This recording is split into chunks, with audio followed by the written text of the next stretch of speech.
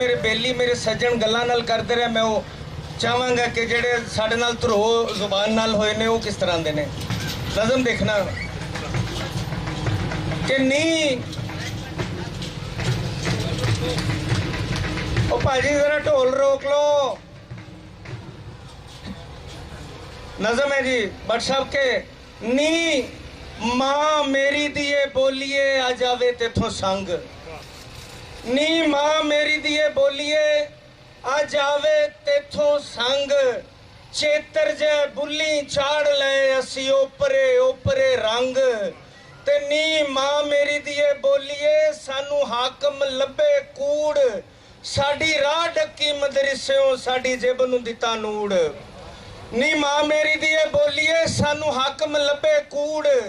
साडी राह डक्की मदरसेओं साडी जेब नूं दिता नूड़। नी मां मेरी दिए बोलिए जदों वेड़े वजी कंध ए पंडितां ते मलवाणिया साडे अखर दिते वंड।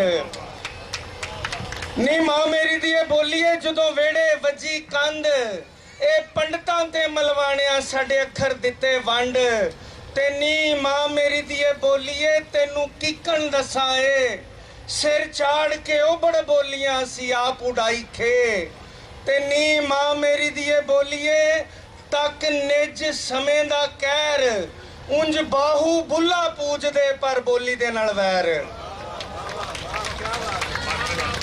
नी मां मेरी दिए बोलिए तक निज समय दा कहर उंज बाहू बुला पूजदे पर बोली दे नाल वैर। ते नी मां मेरी दिए बोलिए हुण लेखों निकले सूल असी लिखिए तख्तियां तेरियां तेनू पढ़िए विच स्कूल। और एक नज़म भट्ट साहब परवीन मलिक साहबा अपने पिछोकड़ के हवाले ना जिस हवाले नाल अज दा पंडाल सजाया गया है उस हवाले नाल ही 3 नज़मां सुणावांगा। एक वंड के हवाले नाल कि सानू वंड मंजूर नहीं है। एक साडा वसेब साडा पिछोकड़ वो सांझा साड़ियां जदों एक बंदा बोर्ड थले खलो के हीर पढ़दा सी ते पूरा पिंड हीर सुनदा हुंदा सी।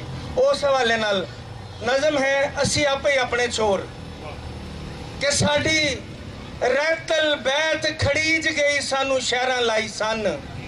साडी रहतल बैत खड़ीज गई सानू शहरां लाई सन। अज मुड़ मुड़ चेते आवंदे जंड बोड़ शरियां वण ते ओ खितो पिंगा ठीकरा ते गुड्डी गुड्डे दी जंज ओ लुक्कड़ मीटी